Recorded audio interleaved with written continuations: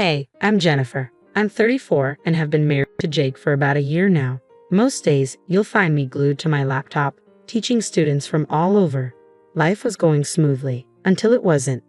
Jake and I live in this beautiful house that my parents left me. It's big, cozy, and had been just ours, until recently. Jake's parents, Martha and Bob, lived down the road, and at first, their visits were kind of nice. But then nice turned into a complete nightmare.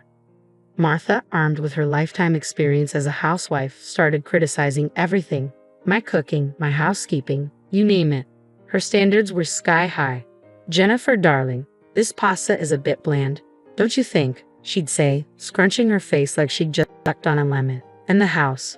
A woman's touch means a spotless home," she preached. "You do want to keep Jake happy, don't you?" I swallowed so many retorts. "Martha, I work. I can't just magically make dust disappear between teaching classes." I tried explaining once, hoping for a shred of empathy, but she just waved her hand dismissively. "Nonsense. It's about priorities. Your job is to take care of the home. And Jake, of course." One day, she even inspected Jake's laundry in front of me. "You're letting him wear this. The colors have faded. You're not using the right detergent." My fists clenched so tightly I could have turned coal into diamonds. But I swallowed my anger, telling myself, they're not staying with us, it's just a visit. But those visits stretched my patience razor thin. Then one sunny afternoon, I was setting up for my next online class when I heard a truck pull up outside. Peeking through the window, my jaw nearly hit the floor. Jake was helping his parents unload boxes and furniture from a huge moving truck. My heart sank. This wasn't happening. Martha, ever the matriarch, was directing everything like she owned the place. Bob stood there, grinning as if he had just won the lottery. Jake caught my eye and shrugged apologetically. Furious, I stormed out. "Jake, what on earth is going on?" "Oh, hey babe. Surprise. Mom and Dad are moving in with us. Isn't that great?" He smiled, completely oblivious to my rising panic and rage. "Great? When were you planning on asking me, your wife, about this life-altering decision?" I practically spat out each word. "Babe, calm down. It's just for a little while. They're having financial trouble, and this way, they can rent out their place for extra cash. It's a win-win," Jake said, trying to put an arm around me, but I pulled away. Martha chose that moment to waltz over, exuding authority in her pastel cardigan and pearls. "Jennifer, darling, it's so sensible, don't you think? We're all family here, and you've got so much space in this lovely house of yours. It was meant to be shared." Shared? This house was my sanctuary, left to me by my parents who were no longer with us. It wasn't some communal living space. My voice betrayed my attempt to stay calm. "Martha, with all due respect, this is my house. Don't you think this is something that should have been discussed?" "Oh, sweetheart, don't be like that. Family helps family. We'll make such lovely memories together." Martha patted herself on the back while Bob chimed in. "Yeah, Jennifer, it's about time we all got closer, don't you think?" Closer? I didn't even know what to say. The arrogance, the entitlement, it was overwhelming. Jake stood there, torn between me and his parents like a deer caught in headlights. "Come on, Jenny, it'll be fine. What's mine is yours, and what's yours is ours, right?" Wrong. So very wrong. But as much as I wanted to throw them out, I couldn't. Maybe it was shock, or maybe it was that nagging voice reminding me how much family meant to Jake. So I did what I'd become an expert at. I swallowed my fury, plastered on a fake smile, and welcomed them into my home. And as the days turned into weeks, I realized this temporary arrangement was anything but. Martha and Bob settled in like they owned the place, turning my life into a never-ending critique session. My cooking? Never good enough. My cleaning? Always supper. Jake, meanwhile, seemed blissfully ignorant, either at work or playing the part of the oblivious husband all too well. What was supposed to be a short-term situation now felt like a life sentence.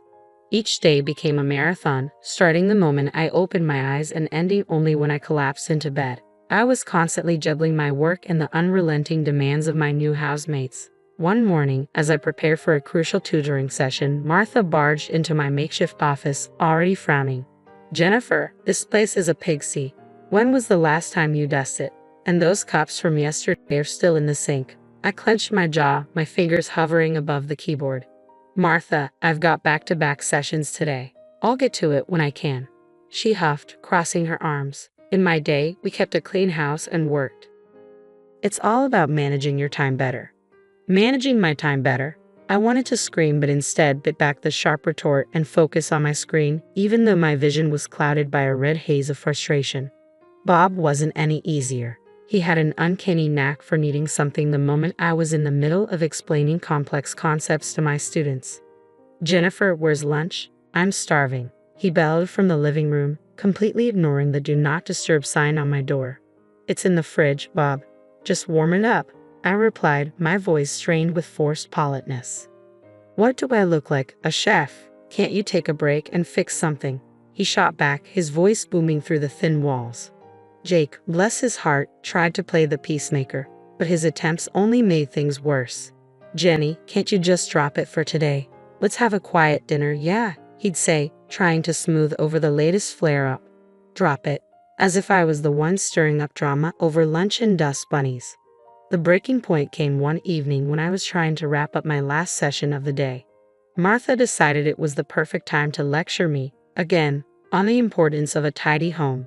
"You know, Jennifer, a cluttered house is a sign of a cluttered mind. Maybe if you tidied up more, you'd be less stressed." Less stressed? I'd almost laughed. Instead, I stood up and faced her square on. "Martha, I'm working. This cluttered office is paying our bills right now. And if you're so worried about the cleaning, maybe you could help out." Her face turned a shade of red I'd never seen before. "I am a guest in this house, Jennifer. It's not my job to clean." Guest. The word echoed in my head, mocking me. Some guests. They were turning my life and home upside down, and I was supposed to be grateful. That night, as I lay in bed staring at the ceiling, the absurdity of it all hit me. Here I was busting my hump to provide, to teach, and to keep the peace in my own home, only to be criticized at every turn.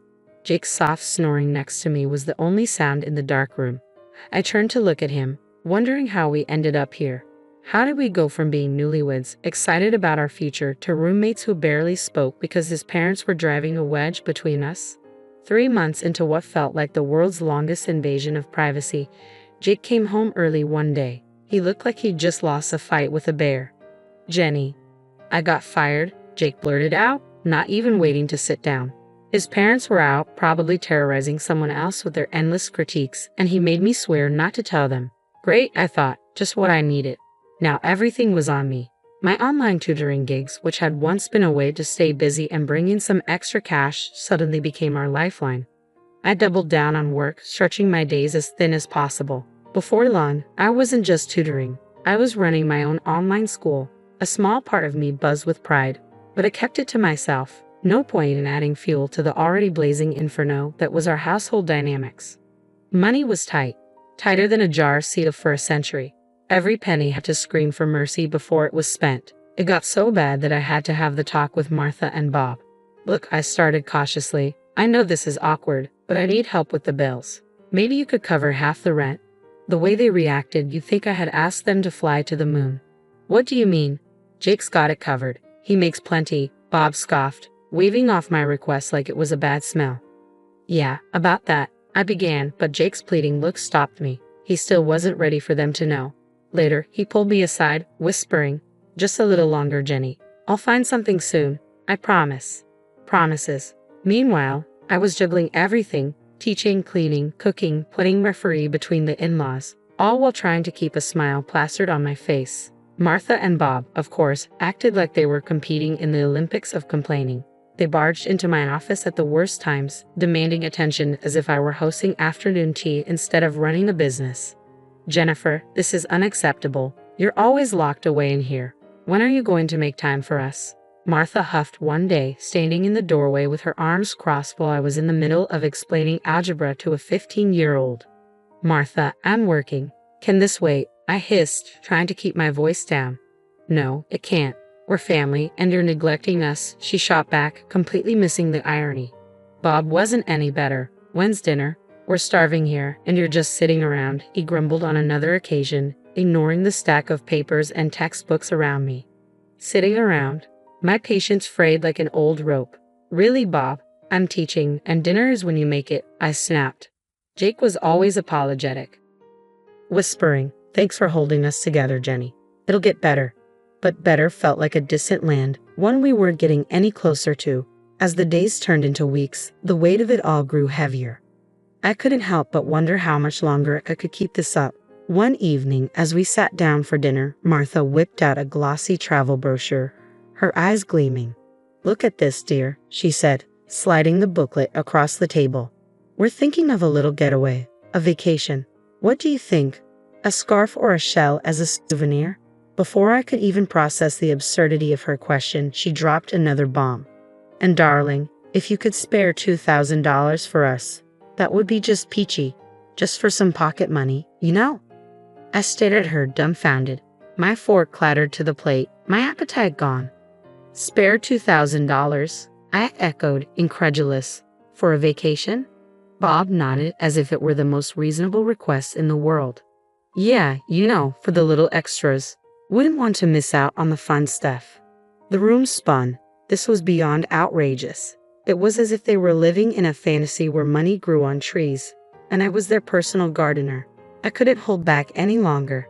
"How long do you plan to live at my expense?" I demanded, my voice rising. "You don't pay for anything, not rent, not groceries, and now you want me to fund your holidays too." Martha and Bob exchanged glances, clearly not expecting the outburst. "Well, we thought Jake was taking care of all that," Bob said, trying to sound innocent.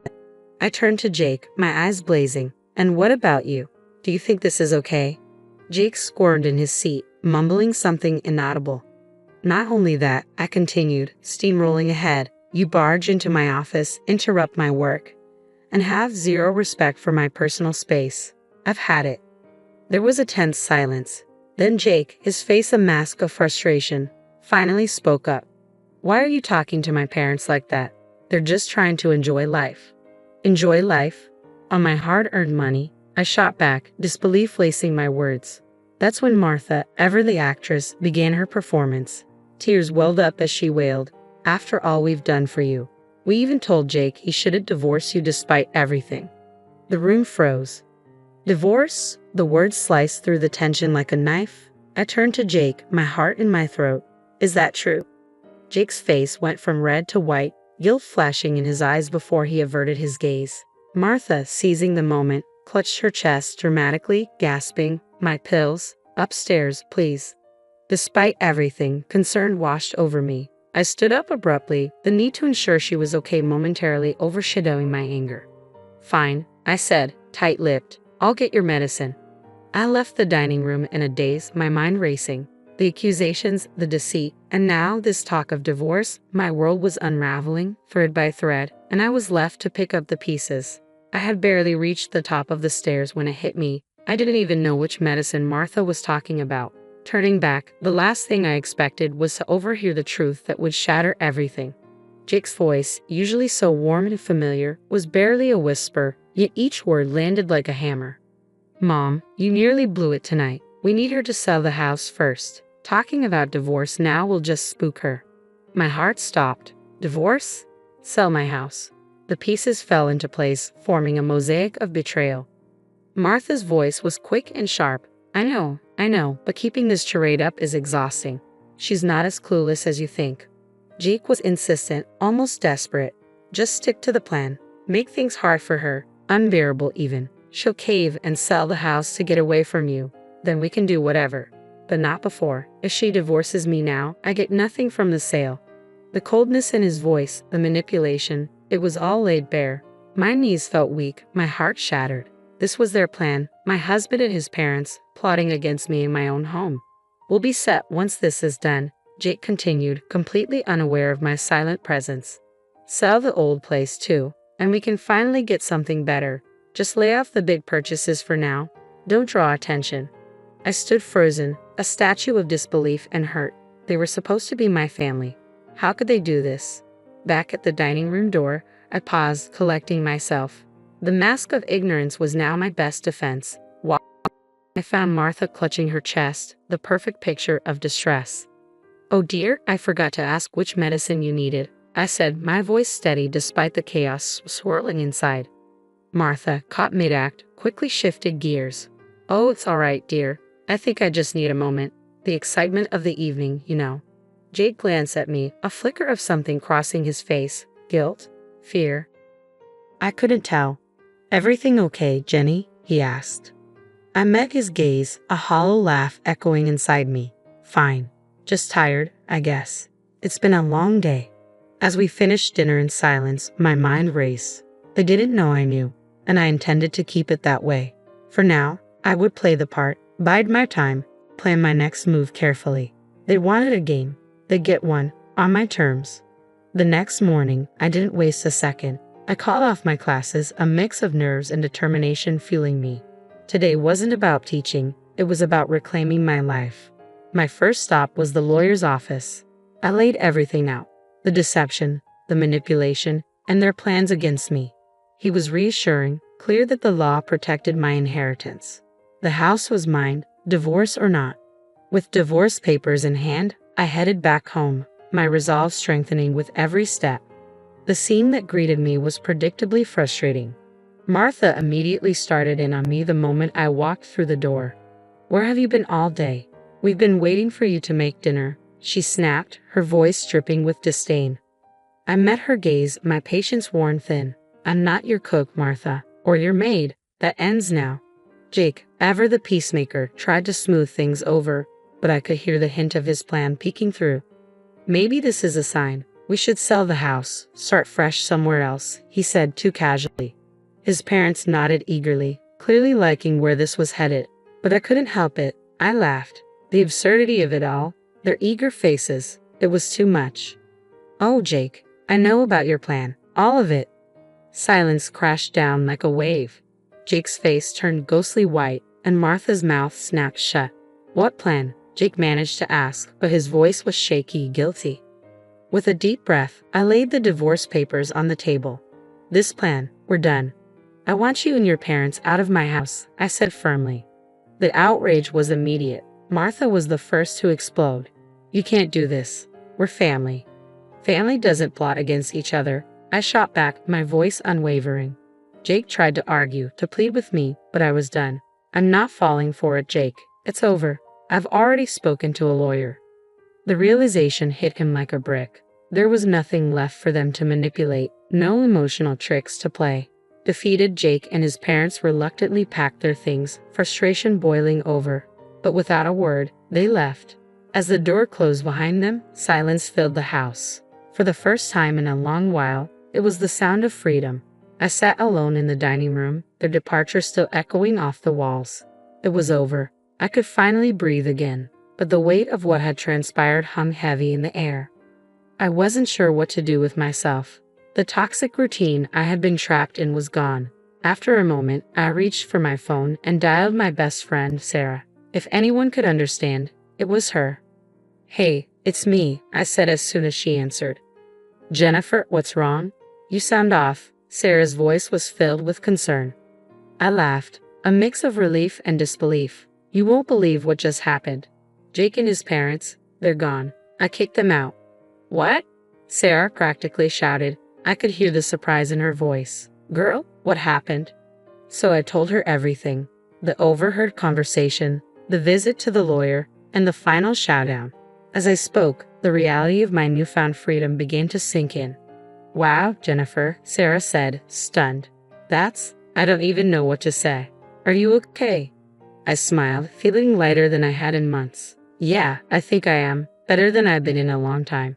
We chatted a bit longer, and her support lifted my spirits even further. After hanging up, I felt a renewed sense of purpose. The house felt different now. Mine, surely mine. I could do whatever I wanted with it, fill it with new memories, maybe even redecorate.